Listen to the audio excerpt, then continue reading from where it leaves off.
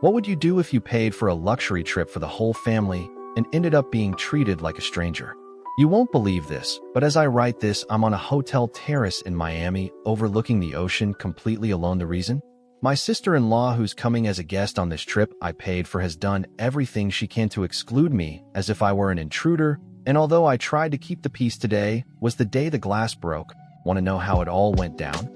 Welcome back, friends. Today, I want to tell you a story that mixes family drama, difficult decisions, and of course, an unexpected twist that might make you rethink how you handle certain situations in your life. If you've ever felt like an outsider in your own world or faced complicated family dynamics, this story will definitely resonate with you. It all started with good intentions. I'm 47 years old, married to Riaj, a wonderful 42-year-old woman. We've been together for a decade, and thanks to the fact that we both have good jobs, we enjoy what we love.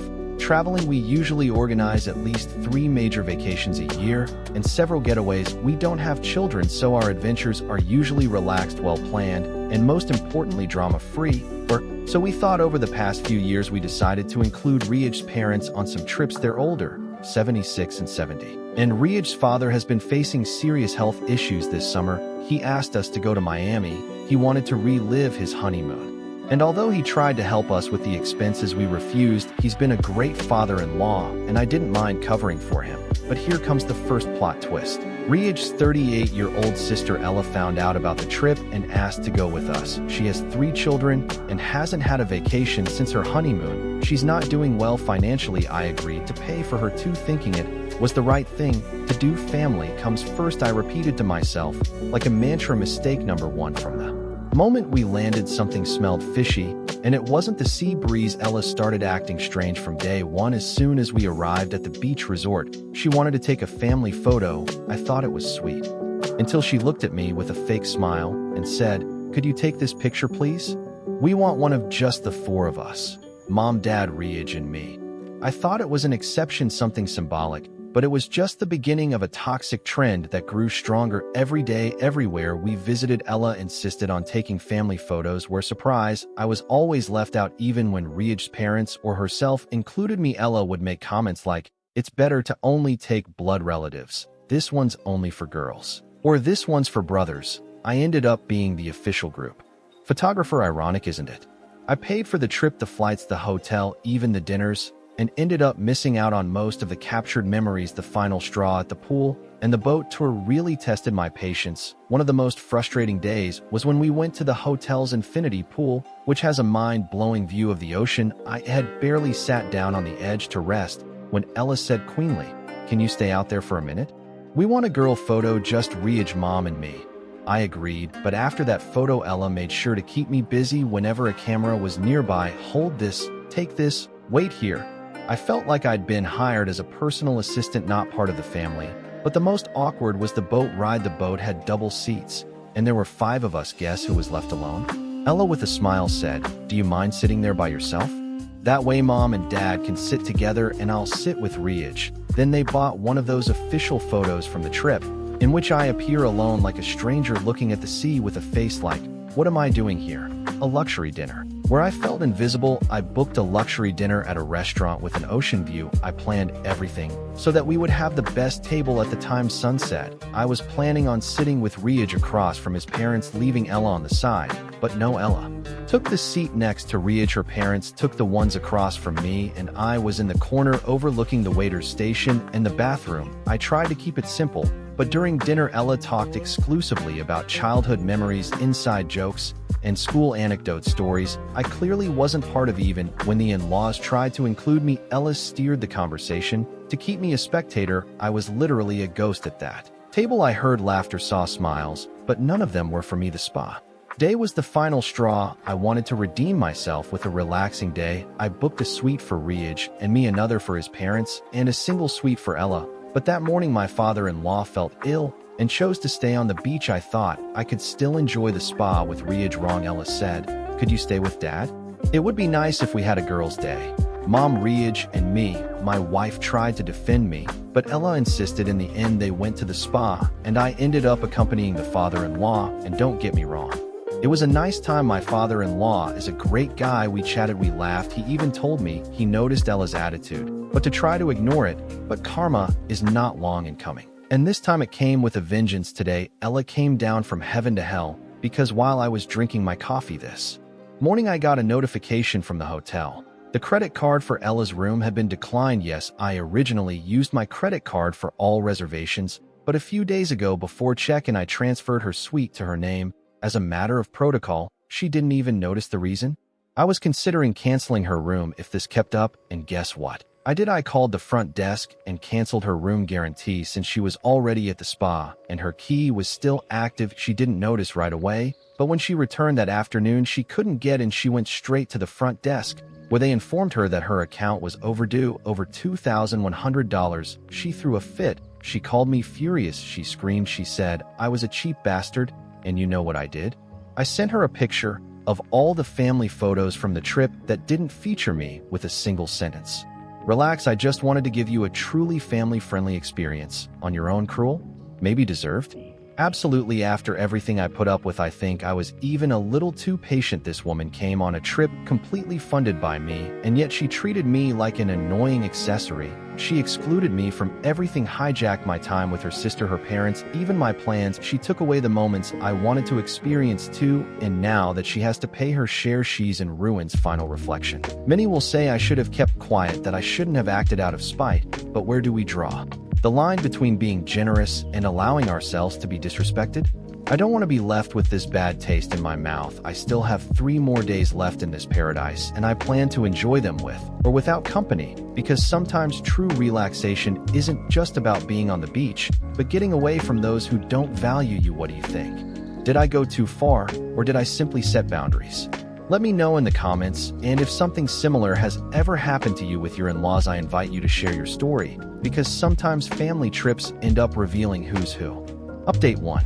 I paid for an entire luxury trip, and my sister-in-law excluded me like I was a stranger until I taught her a lesson she'll never forget. First of all, thank you for all the messages of support. I know what I did may sound extreme, but after what I experienced, believe me, she more than deserved it. Spoiler alert. I got revenge. Want to know how? Keep reading, because this just keeps getting better. Everything got out of hand at the end of the trip after several days of being ignored, excluded from family photos, dinners, and activities that I had paid for myself. My blood was boiling. I couldn't take it anymore. It was like being a stranger accompanying a family that ironically wasn't hers, but my own. The final straw came the night before we were due to return. I took my wife Riach aside and asked her point blank, "Why aren't you standing up for me? Why are you letting her treat me like I don't exist?" I was really hurt. She sighed and said something that disarmed me. I know I can see it, but confronting her will only make things worse. I don't want to ruin this for my parents, especially for Dad's health. Can we just let it go for now? And although it hurt me, I accepted, but deep down I was already plotting my revenge, not with screams, not with drama, but with the tool that she despises the most: reality and a hotel bill. The day of truth. The hotel bill. The day of the return, I told Riach to go to the airport with her parents. I would go with her. She looked at me and said, "I know what you're about to do." I answered, "Of course you know. And this time stay as neutral as you were the entire trip." She nodded. She said nothing more. I went to the front desk and asked the manager to separate all the bills by room. I told them it was for tax reasons. No problem. I paid for my suite and my in-laws, but for hers I asked the manager to give it to her personally so she could settle it. Then the bomb exploded. She came down confident, as always, and when the manager handed her the bill, her expression was one of pure horror. She looked at me confused. "Aren't you going to cover mine?" I smiled and answered, "I've already paid for my family. You can cover yours." What she didn't know is that during the trip she had accumulated a small fortune in charges: room service, everyday spa treatments, use of the minibar, extra activities, and that's not even counting the premium drinks she ordered as if they were water. She tried to swipe her card. It was declined. She tried another one. Insufficient balance. She started sweating. Looking everywhere, she threw me glances as if she expected me to jump in to save her, but I didn't. I was prepared to cover for her only if she apologized, only if she acknowledged how she had treated me. But she didn't. She's too proud for that. Instead of apologizing, she called her husband. She explained the situation to him, and he angrily ended up sending him the money. Important note: as I found out later, that amount was almost a whole month of her salary. She finally managed to pay, but the damage was already done. The hotel staff looked at her uncomfortably. Other Guests too, and I just sat on the couch enjoying the show with a lemonade in my hand and zero remorse. The return flight, business class versus reality. We took a taxi to the airport. She didn't look at me. Word was read with fury. To add insult to injury, she hadn't checked in online, so she wasted extra time doing the paperwork. Instead, we were upgraded to business class, my in-laws Riage, and she in economy class at the back, and yes, we passed in front of her with our priority boarding. She didn't say a word, just gritted her teeth. The drama at the airport. We landed and the real show began. She ran to her parents to complain. She was screaming that I had abandoned her at the hotel, that I humiliated her, that I didn't check in for her, that I didn't upgrade her class. She was trying to paint me as the villain of the story. I calmly explained she excluded me from the entire trip. She didn't consider me part of the family. So if I'm not part of it, why should I pay as if I were? My mother-in-law, always diplomatic, just shook her head and said, "Enough is enough. We don't want to get involved. We saw him. We asked him to join, but you pushed him away. Now deal with it." She didn't give up. She accused me of using money to manipulate, of being a horrible man. She yelled at Riage, "He's going to cheat on you, and you won't be able to do anything because you're blinded by his money." That's when Riage exploded. They had an ugly fight. Riage's father, who had been silent almost the entire trip, said in a firm voice, "Your brother-in-law has done enough for you. If you can't appreciate it, you better shut up." Total silence. The return trip and the real ending. I took my in-laws home. They thanked me. Riage's mother even hugged me tighter than she could usual. That gesture was enough for me. I didn't need more Riage, and I went back home. We didn't talk about the subject for a couple of days, but then she told me something. She's having problems with her husband. She asked him to pay her back every penny of the ransom. She's practically broke because of her whims on that trip. Riage supported me, although he admitted that maybe I went a little too far, but he also recognized that she needed a lesson. So was I the bad guy for letting her pay her own way, or did I just return the favor of making me feel invisible the entire trip? I didn't humiliate her. I just offered her the exact same treatment she gave me. You don't see me as family perfect, then pay like you're not. And that, friends, was the most expensive and most educational trip of her life. What would you have done? Was I a passive-aggressive genius or a villain with a MasterCard? I'll read you in the comments. Update 2. My sister-in-law humiliated me on a vacation I paid for. I got revenge, and now her marriage is falling apart. I received mixed reactions on my previous posts. Some told me I was too harsh, that I should have been the bigger one and taken the high road. But I'm sorry, I'm not soft. I know my worth. I didn't expect her to treat me like a king, but like a servant. Really? The least I asked for was respect. As I said before, she ignored me during an entire trip that I paid for. She didn't include me in photos, activities, or dinners. It was literally as if I didn't exist. And he was willing to pay her hotel bill if she had come over to apologize, but she didn't. And if there is no respect, there is no generosity either. It's that simple. What happened next? Her husband was not at all happy when he had to rescue her financially after the humiliation at the hotel. In all honesty, the bill was almost what he earns in an entire month. Who would be happy to have to spend that on whims that they didn't even know existed? And as expected, she painted me as the villain in the Thanksgiving drama this year. My mother-in-law wanted to do something special. My father-in-law's health is worsening, so they organized a big Thanksgiving dinner. But guess who? It wasn't her and her husband the official reason. We are visiting his parents. The real reason he refused to attend was because I was going to be there. He said he didn't want to share a table with someone who humiliates people with less resources. When my mother-in-law found out about this, she told him the truth, showed him the pictures from the trip, explained how she blatantly excluded me throughout the week. I barely appear in a single group picture. He didn't know about that.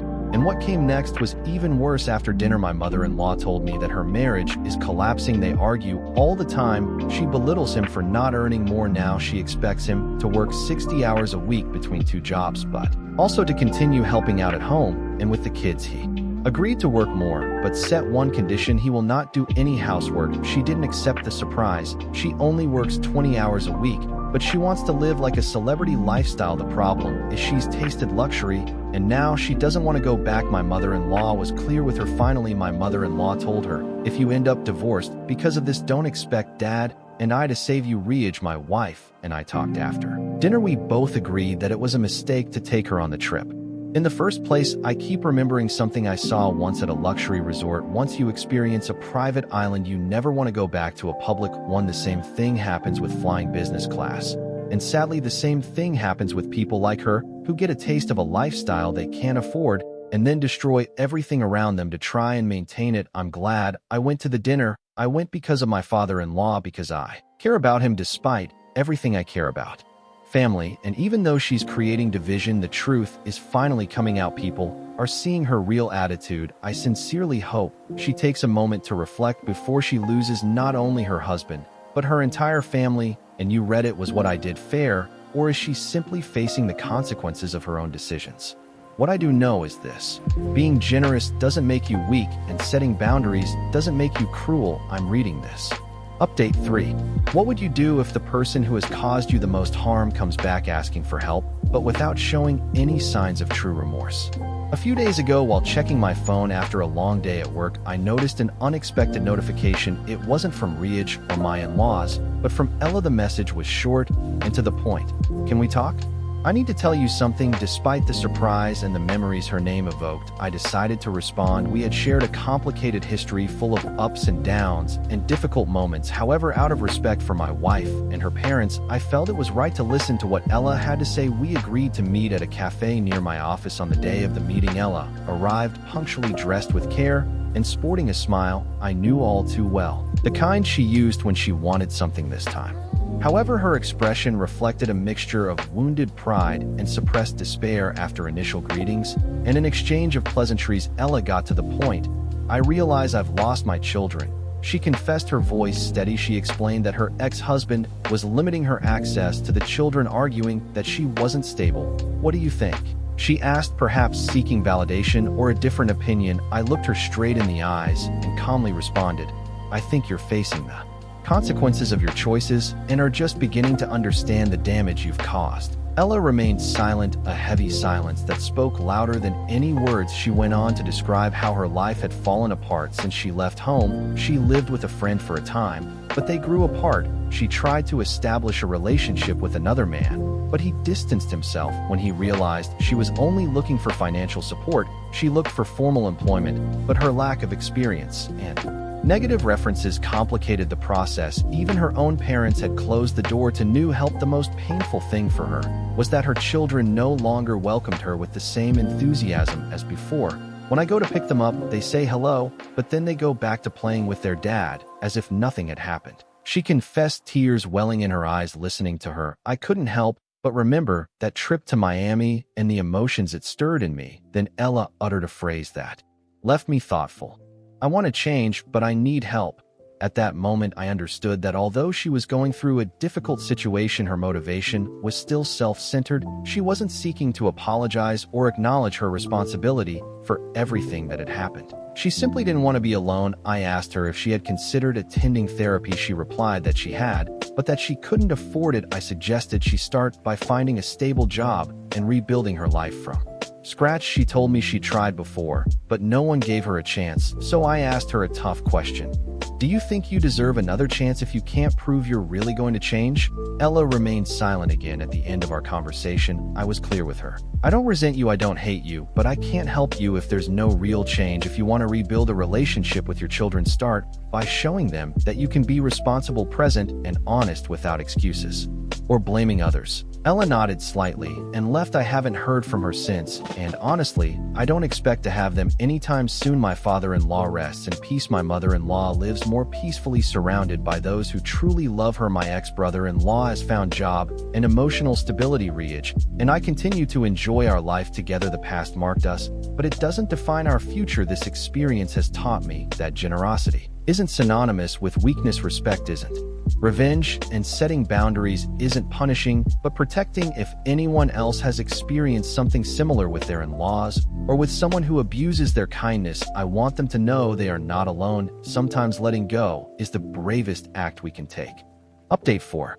My sister-in-law ruined her vacation and ended up losing everything. It's been several months since I last updated, and honestly, it's been a time of many changes, some painful losses, and also some very hard lessons. Today, I'm here to close an important chapter in this story, one that began with a vacation and ended with a divorce, a death, and a redefined family. First, some sad news. My father-in-law passed away. Yes, that wise, generous, and calm man who accompanied us on the trip to Miami was right when He said that this would be his last big trip. Although his passing has hit us all hard, it comforts me to know that he was able to enjoy that last moment as a family. We even had a moment alone together on the beach. We talked, laughed, and gave me advice. He always treated me like a son, and in many ways was a silent pillar in my life, not only for me, but for my wife, my mother-in-law, and those of us who really knew him. Should I have stopped her sooner? Some told me that I should have stopped her from the start, that I shouldn't have tolerated her outbursts during that trip, but I don't regret putting up with her. That time meant my father-in-law was able to enjoy a vacation surrounded by his family. And if that was the price to see him happy one last time, I would pay it again, without hesitation. Now the divorce is over. She and her husband are now legally divorced, and as you can imagine, the process had more drama than a Netflix series. During the agreement, my ex-brother-in-law offered her two very reasonable options: to share custody of the children, but she would have to assume all of his personal debts, including reimbursing what he paid for the trip to Miami deducted from the alimony, or he would keep majority custody and he would assume the debt, but she would only have the children on weekends. And what did she choose? Obviously, she preferred to see her children very little in order to avoid financial responsibilities. And you know what's the hardest part? She is already dating other men, according to rumors, all with good financial positions, which confirms something that many of us suspected. She did not want a family. She wanted to sponsor something good. My ex-brother-in-law found his place, as I told you before. He wanted to help him, and now he officially works with me. He has a good salary, benefits, and the best thing is childcare at the office for his youngest son. We were smart with the calendar. I hired him right after the agreement, so as not to artificially raise the alimony. And today, he himself told me something that made me happy. For the first time in a long time, I see a light at the end of the tunnel. And now what? We are organizing a new family trip. Obviously, it will be different. My father-in-law will not be there, and that leaves a void that cannot be filled. But we plan to take my mother-in-law so she can distract herself, heal, and breathe. And yes, we also have a trip planned just for Rachie and me. We deserve it. And before you ask, no, she is not invited, not now or ever again. Final reflection. Sometimes tolerating the intolerable can seem like a weakness, but if you do it out of love for someone who deserves it, it becomes an act of strength. My father-in-law deserved it, and everything else. The truth is that the divorce, the separation, was accommodated with time. Life goes on, although not like before, but with every loss also comes a new clarity. And if anything is clear to me, it's this: family isn't always those who share your blood. Sometimes it's those who stay with you through the storms. Update 5. Ella comes back, but not for the right reasons. What would you do if the person who once caused chaos in your life returns claiming to have changed, but their actions suggest otherwise? Here I am again. It's been a while since I last shared anything about Ella, and honestly, I thought that chapter of our lives was closed. But as is often the case, the past has a peculiar way of resurfacing when we least expect it. It all started when my ex-brother-in-law, now a co-worker, and honestly a good friend, mentioned to me that Ella had shown a renewed interest in seeing the kids. At first, this seemed like a positive sign. After all, any mother looking to reconnect with her children deserves the benefit of the doubt. However, knowing Ella's history, it was hard not to suspect her true intentions. My doubts were confirmed when I learned that this sudden interest coincided with the end of a relationship Ella was in. Apparently, her current partner decided to end things, not wanting to get involved with a single mother. Suddenly, Ella began showing up more frequently to pick up the children, posting photos on social media that portrayed her as the devoted mother everyone wished they had. She talked about rebuilding ties and writing past mistakes. My ex-brother-in-law, ever patient and hopeful that Ella had truly changed, allowed her to spend more time with the children, even granting her a few extra weekends. But sadly, the reality was far from what it seemed. Ella took advantage of these opportunities to leave the children with her friend. Yes, the same one she lives with. While she went out on the town, it wasn't long before the children themselves began telling their father how mom wasn't there, or mom went off with a friend and left us watching movies. My ex-brother-in-law, learning from past experiences, decided to document everything and reinstate the original visitation schedule. Meanwhile, back home, things were moving along smoothly. We organized a family trip with my mother-in-law that turned out to be more emotional than we anticipated. There were tears, yes, but also a lot of laughter as we reminisced about anecdotes with my father-in-law. At one point, as we gazed out at the sea, Rich said to me, "I think Dad would be happy to see us like this." And I'm convinced she's right. As a family, we feel closer than ever. My mother-in-law has found constant support in us, And while she sometimes seems melancholic, it's understandable. However, I also see her more open and willing to move forward. I'm proud to say that we're not just a family by obligation, but by choice. On the other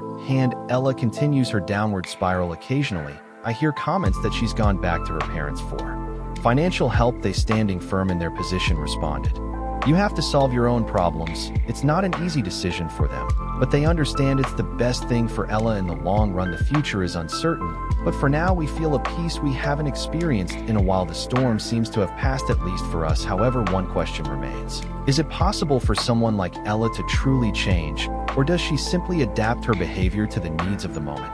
I would love to hear your opinions and experiences. Have you faced similar situations in your lives? How have you handled them? Leave your comments below, and let's continue this conversation together. Has someone who hurt you ever come back into your life, not to sincerely apologize, but because they had nowhere else to go? Update 6. Ella reached out to me for help, but she didn't want to change, just survive, regret, or need. The real reason Ella came back. A few days ago, I received a message I wasn't expecting. It wasn't from Riaj or my in-laws, or even my ex-brother-in-law. It was from Ella. Brief, direct, almost terse, but with that tone I knew all too well. A mix of wounded pride and covert desperation. "Can we talk? I need to tell you something."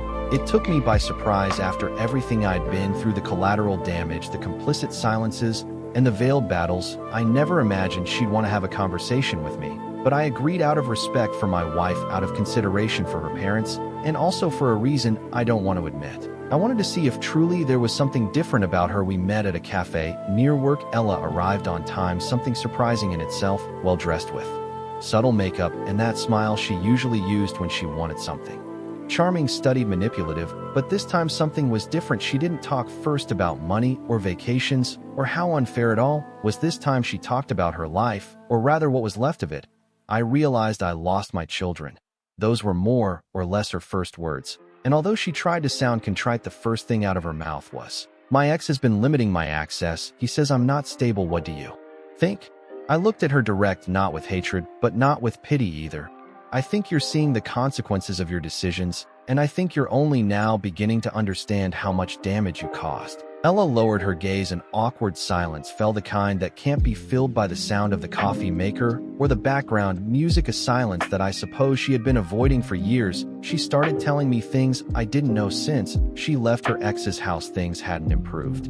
Quite the opposite. She lived for a while with her friend, the same one who was complicit in her absences, but they ended up fighting. She wanted to rebuild her life with another man, but he left her too. When he realized Ella was looking for financial support, not love, she looked for a formal job, but without experience or reliable references, no one would hire her, and her parents, tired and fed up, closed the door to new help. "And the worst thing," she said, lowering her voice, "is that my children don't hug me like they used to. When I go to pick them up, they say hi, but then they run off to play with their dad, as if I weren't there." I couldn't help but remember that trip to Miami when Ella used the children as bargaining chips to manipulate us emotionally. When she looked at me with that same "you have to understand me" face while slowly destroying the family ties. "I want to change, but I need help." That sentence stopped me. I sat up better, because in that instant I knew that despite everything she said, her motivation remained the same. She didn't come because she wanted to redeem herself. She came because she's alone, because she's run out of resources, because there's no one left to support her. She didn't come to apologize. She didn't come to take responsibility. She came because she has no other choice. I asked her if she'd ever considered therapy. She said she had, but she can't afford it. I suggested she start working seriously, even if it's something small, one step at a time. She said she's tried, but no one will hire her. And then I asked her the tough question: if you can't prove that you're really going to change, do you think you deserve another chance?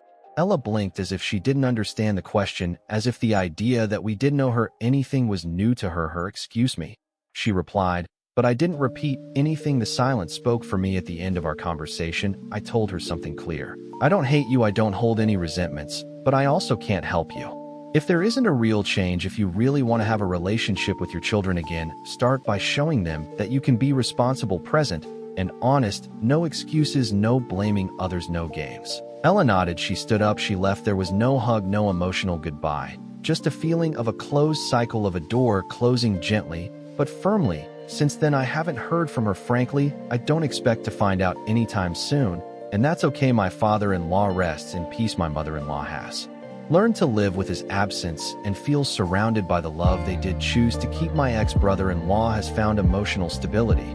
He stopped looking to the past, hoping for a version of Ella that no longer exists in Riage, and I continue to build our life with scars, yes, but also with lessons. The past has marked us, but it doesn't define our future. If I've learned anything, it's this. Generosity isn't weakness, respect isn't revenge, and setting boundaries isn't punishing anyone, it's protecting yourself. Thank you for following this story, and if you've also experienced something similar, if someone in your in-laws has abused your kindness, I want you to know that you're not alone. Sometimes letting go is the bravest thing you can do, but now I leave you with this question.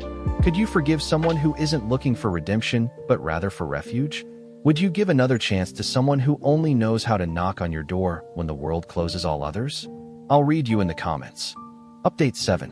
What if the person who hurt you the most was also the only one who could warn you of what's coming?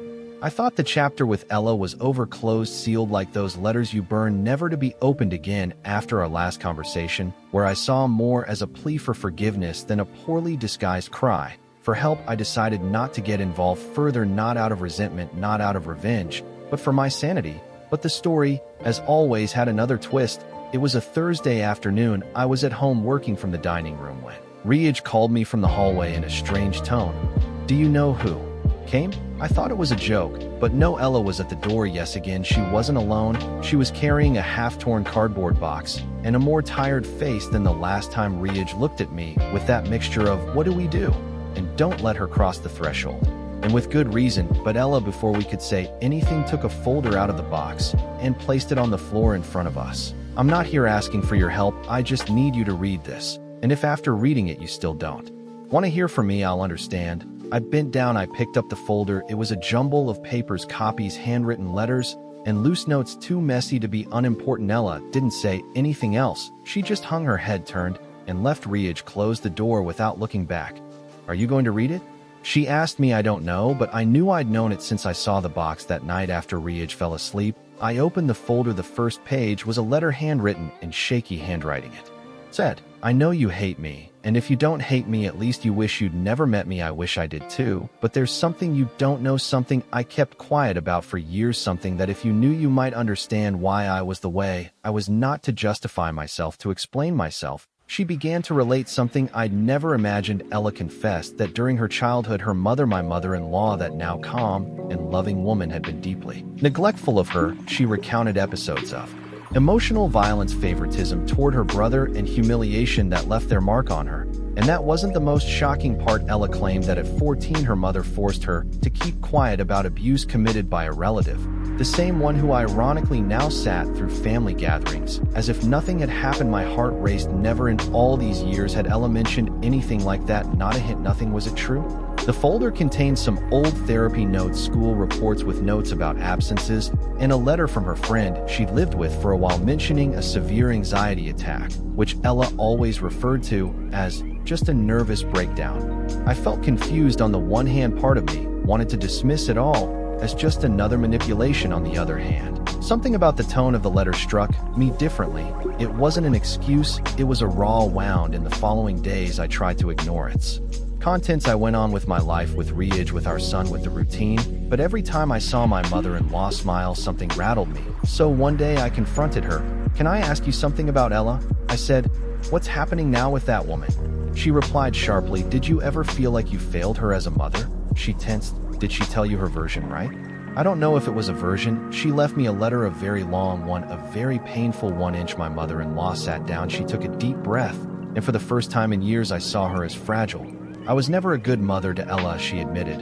I was impulsive, very strict, and yes, I preferred her brother. I'm not proud of it, but I did it, and you don't know how much I regret it. And what about the abuse? Silence. He didn't respond with words, only with tears, and that changed everything. My ex-brother-in-law, the supposed favorite, came a few days later to see his mother. I took the opportunity to talk to him too. Did you know about Ella? What? I told him everything. His reaction was more anger than disbelief, not toward me, toward his mother. I suspected things, but Ella was always weird, always shutting herself down. I thought she was just rebellious. And you tell me no one helped her? No one responded. That opened a family rift we didn't expect, because it wasn't just an old drama, it was a badly buried story which suddenly began to rot what we had worked so hard to rebuild. Riaj got angry with me not because of the truth, but because of how I faced it. "Why stir up what you can't change?" she yelled at me. "Because we can change something. Ourselves and our children, and maybe, just maybe, we can break this cycle." I decided to call Ella. We met at the same cafe as last time this time. She didn't come fixed, she came broken. "Thank you for reading it," she said. "Why now?" "Because I'm tired of lying, because when my son looks at me without seeing me, I feel like I'm disappearing and I don't want to die invisible." Ella was in therapy. She showed me a receipt. "I was working as an assistant at a community center. I earned almost nothing, but I had a purpose. I don't know if you'll believe me," she told me. "But this time I didn't come to recover anything, I just wanted someone to know the truth." I believed her, but I also told her something I hadn't expected. "Knowing your truth doesn't erase the damage you did, it only explains where it came from." She nodded, and for the first time, she didn't argue. Talking to Riaj was difficult. There was something in her look that told me she knew more than she'd let on. "Did you know about the abuse?" I suspected, but Ella never told me directly. "When we were kids, she shut herself down, cried. But then she became aggressive, cruel, manipulative, and I hated her, and now I don't know what I feel. Guilt, maybe sadness, fear that our story also has cracks we haven't yet seen." We hugged, we cried that night. We understood that Ella's story was also in part our story, because families aren't destroyed by shouting alone, also by silence. Weeks later, I received a certified letter. It wasn't from Ella, it was from the family lawyer, the same one who years ago handled matters of Grandpa's estate. Inside, a document signed by Ella waiving any financial claims, forced custody, or imposed visitation. She left only a note. "I don't want to continue being a shadow. If one day my son seeks me out, I want him to know that his mother at least once chose not to be selfish." And that broke me, not out of sadness, out of hope. 3 days ago, Ella called me. It was nighttime, her voice calm. I just wanted to thank you, not for forgiving me, but for believing me." No one had. "Ella, how are you?" "I don't know, but for the first time I want to find out without using anyone as a crutch." And she hung up. Since then I haven't heard anything else, and I don't know if I want to know. Maybe it's better this way. Maybe some stories should be closed with dignity. And what would you do if one day the person who hurt you the most told you they were hurt long before you? Could you forgive them even if there's no repair possible? Leave your thoughts in the comments. This story isn't over yet, and maybe you too have something to say. Update 8. How far would you be willing to go to protect your peace, even if it means breaking up someone else's family?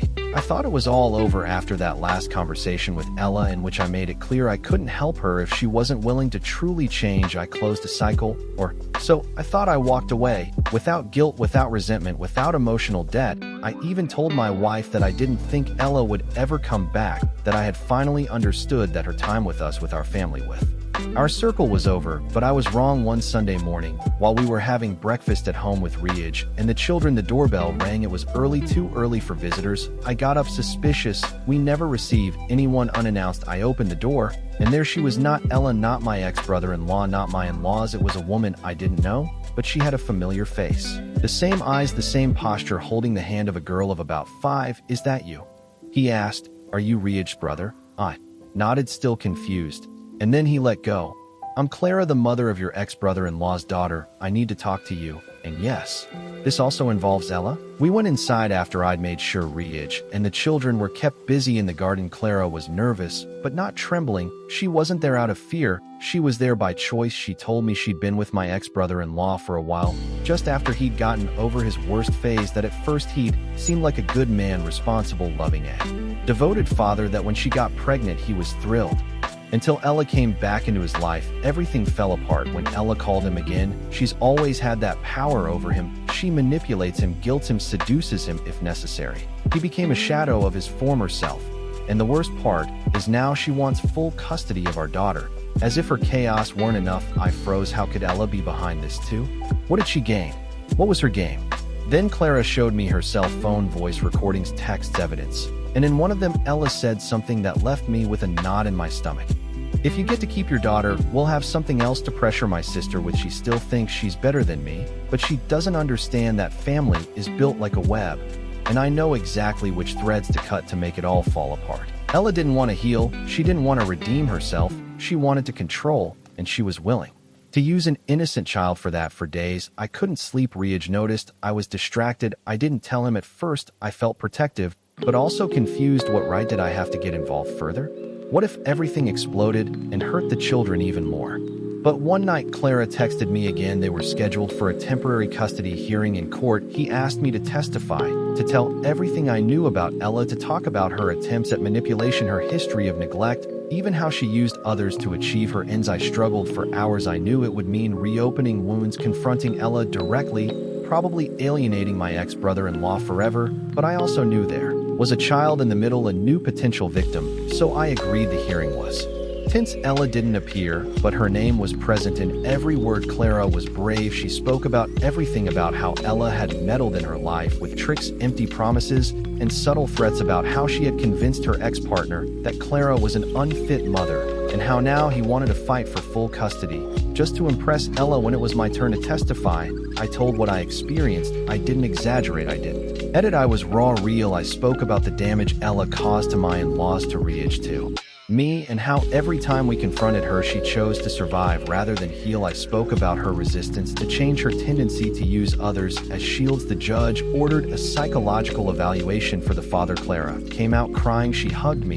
She said thank you 1,000 times. And although it hurt to see her like that, I also felt relief, because for the first time in years I stood up to Ella, not for myself, but for someone else who could still be saved. But the story didn't end there. A few days later, I received an email from an unknown sender. It simply said, "You think you can save everyone, but you forget what you did. Soon everyone will know." My first impulse was to ignore it, but then I received another with a photo. It was an old image from years ago, me at a family gathering, hugging Ella. Nothing inappropriate, but the angle, the context, left room for interpretation. And then more arrived: photos of me entering my in-laws' house at night during a time of crisis, screenshots of conversations with Ella out of context, all edited, all with the intention of creating a parallel story, a dangerous lie. It was clear Ella wanted revenge. Riaj was the first to find out, not from me, but because someone sent her an anonymous message with one of the photos. It said, "Are you sure your husband is telling you everything? Not all angels have wings." The conversation with her was one of the most difficult of my life, not because of a lack of trust, but because of the pain of seeing her hesitate, even for a second. I showed her everything from the beginning. I told her about Clara, about the hearing, about the email. I gave her access to my messages, my accounts. I wanted her to know I had nothing to hide.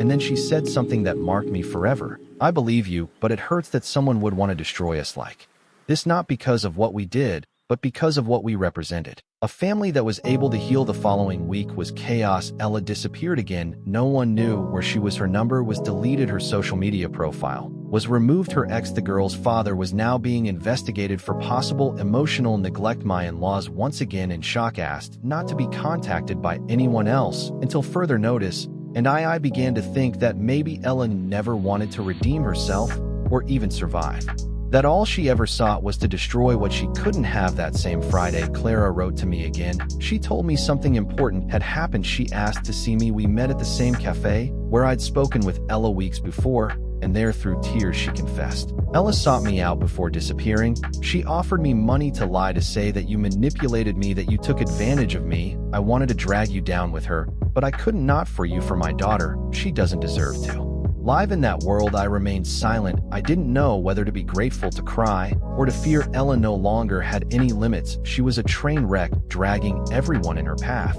And yet I felt peace, because even with all that chaos, one thing was clear. This time I didn't let myself be manipulated. This time I set limits. This time I protected what matters. Since then I haven't heard from Ella. I don't know if she'll reappear, if she'll ever attempt another attack.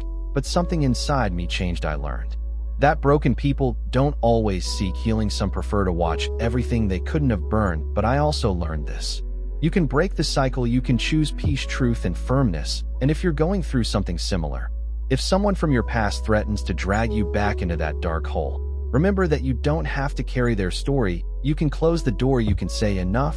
And yet I'm left with a question that keeps me awake at night. What would you do if your worst enemy were also part of your family, and one day they knocked on your door again, asking for help? Update 9. What would you do if you discovered that the most dangerous enemy was the one you once called family? Life has a funny way of surprising us. Just when you think you've left the darkest chapters behind, a new page turns, revealing shadows you thought were dispelled. After the recent events with Ella and the veiled threats that arrived in my mailbox, I thought the worst was over. Riaj and I decided to strengthen our family unit, focusing on our children and building an environment of love and trust. But as often happens, the calm precedes the storm. One afternoon, while checking my mailbox, I found an envelope with no return address inside a photograph. Riaj and me at our wedding, smiling, beaming, but on the back a handwritten note read, "Appearances can be deceiving. Soon everyone will see the truth." My heart raced. Who was behind this? Was it Ella again? Or had someone else decided to play with our lives? I decided not to alarm Riaj right away. I wanted to better understand the situation before worrying her. However, my concern grew when the next day, I received a message from an unknown number. "The past always comes back. Are you ready to face it?" I could no longer ignore the signs. It was clear that someone was orchestrating a campaign to destabilize us. But to what end? I decided to contact Clara, the mother of my ex-brother-in-law's daughter. She had been a victim of Ella's manipulations and might have relevant information. We met at a discreet cafe. Clara arrived visibly nervous. After exchanging greetings, she confessed, "A week ago, someone approached me outside my workplace. It was a woman, but it wasn't Ella." She handed me an envelope with money and a note that said, "Talk about him. The truth must come out." "Did you describe that woman?" I asked, trying to remain calm. "She was young with short hair and dark eyes. I hadn't seen her before. This complicated things. If it wasn't Ella, then we were dealing with someone else, someone who had access to personal information and was willing to pay to get more." I decided it was time to talk to Riaj. That night, after the kids were in bed, I showed him the photograph and told him about the messages and my encounter with Clara. Riaj listened intently, his face a mix of concern and determination. "We can't allow ourselves to be manipulated again," he said firmly. "We must find out who's behind this and why." We decided to hire a private investigator, someone with experience in stalking and threat cases. After a week of monitoring, she presented her findings. "The woman who contacted Clara is named Lucia. She works for a law firm that represents—" He paused for a moment, as if hesitant to continue. "Who do they represent?" I asked, feeling a knot in my stomach. "Ella." The revelation stunned us. Ella had hired lawyers and was moving pieces behind the scenes, but to what end? We decided to confront her directly through her lawyer. We requested a meeting at a neutral location. She agreed. The meeting was tense. Ella arrived accompanied by Lucia and another lawyer. Her gaze was cold, calculating. "What's all this about, Ella?" I asked, trying to maintain my composure. "I'm just looking for justice," she replied with a smile that didn't reach her eyes. "It's time everyone knows who you really are." Riaj intervened. "If you have something to say, say it now." Ella took an envelope from her bag and slid it across the table toward us. Inside were copies of emails, text messages, photographs. "Do you recognize this?" she asked with a raised eyebrow. I took the documents and reviewed them. They were communications between my company and a supplier dated years ago during a project that had gone wrong. "What are you trying to prove with this?" I inquired. "That you're not as blameless as you pretend. These documents prove you were involved in unethical practices." I felt the blood drain from my face. "It's true that project had complications, but I never acted dishonestly." "This is a skewed interpretation of the facts," I replied. "I never did anything illegal. That will be for the public to decide," Ella said, standing up. "I'm sure the media will be very interested in this information." Riaj and I looked at each other, understanding the gravity of the situation. After the meeting, we consulted with our lawyer, who advised us to prepare a statement and gather evidence to support my innocence. Meanwhile, the days became a mix of stress and anxiety. Update 10. Can a well-told lie destroy even what you thought was indestructible? I thought I'd seen it all, that Ella had exhausted her resources, that her need for control, revenge, or disguised redemption had hit rock bottom. But no, there are people who, when they think they've lost the game, don't give up. They change boards, and Ella did. It all began on a seemingly peaceful morning. Riaj and I were having breakfast in silence, enjoying one of those rare moments without chaos. Then my phone vibrated. It was a notification from Twitter. Someone had tagged me in a thread that already had hundreds of shares. The title: "The Hidden Face of a Supposedly Exemplary Man." I clicked. The first thing I saw was a photo of me, then a screenshot of an old edited email, a cut audio clip, a couple of anonymous testimonies. Everything pointed to me having psychologically manipulated Ella, threatening her, even isolating her from her family. The thread ended with a powerful message. Beware of those who dress like sheep. Sometimes the wolf doesn't roar, it smiles. It was her. Her signature was clear, not just in the words, but in the details, the narrative, the tone, the dates. Ella had pitched an alternative version of our story, and the worst part, many believed her. I spent the next few hours answering calls, friends, partners, even journalists. Some wanted to know my side, others were just looking for bait. And meanwhile, the damage was done. It doesn't matter if you clarify everything. Mud, once it hits, leaves a mark. Riage was a wall, firm, serene, but I saw her tremble in the night when she thought she was asleep. Her confidence wasn't broken, but the pain reached her, because this attack wasn't just against me, it was against everything we had built. We consulted with the lawyer. There are grounds for a lawsuit, he told us, but he also warned us. Legal action will make her more aggressive, and this is just the beginning. So I decided something I never thought I would do: publicly confront Ella. I wrote a letter, not for her, but for whoever wants to read it, a statement of facts backed up with documents. Dates, complete messages. I posted it on my profile. No anger, no insults, just the truth. And then the unexpected turn began. A woman commented on the post: I suffered with Ella 2 years ago in a different context, but I never had the courage to speak out.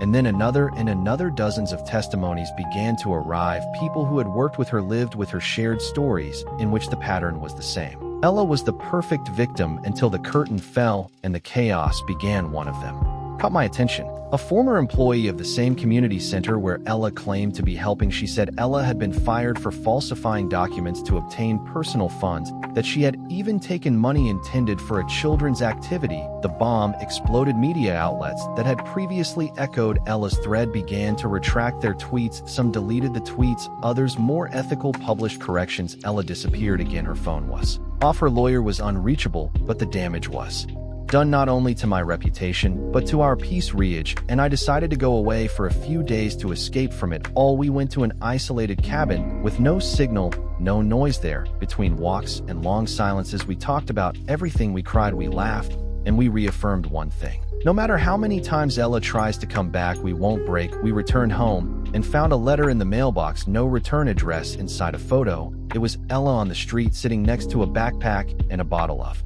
water and a piece of paper. Happy now? It was her, or someone acting on her behalf. We'll never know. I didn't respond, nor will I, because I understood that true victory isn't destroying the other, but protecting what you love from their poison. And that protection begins by stopping responding, by cutting the rope, by closing the door and sealing it. Today, months later, everything has returned to calm. Clara won custody. My ex-brother-in-law is in therapy. My mother-in-law, though sad, has found peace in facing her past. And we were still here, stronger, wiser, closer together. Sometimes the most dangerous enemy isn't the one who screams, but the one who whispers lies. And the hardest lesson is learning to stop listening. And you, what would you do if the enemy not only shares your last name, but also your memories? If you related to this story or simply want to continue following me on this journey, I invite you to like it, share it with your friends, and above all, subscribe to the channel, activate the bell so you don't miss future updates. Every comment, every message, and every gesture of support helps me keep going and share these experiences with you. Thank you for joining me on this very personal and difficult journey. Your support means the world to me. See you in the next video. If you have any questions or want to share your own story, leave them in the comments. I'm here to listen.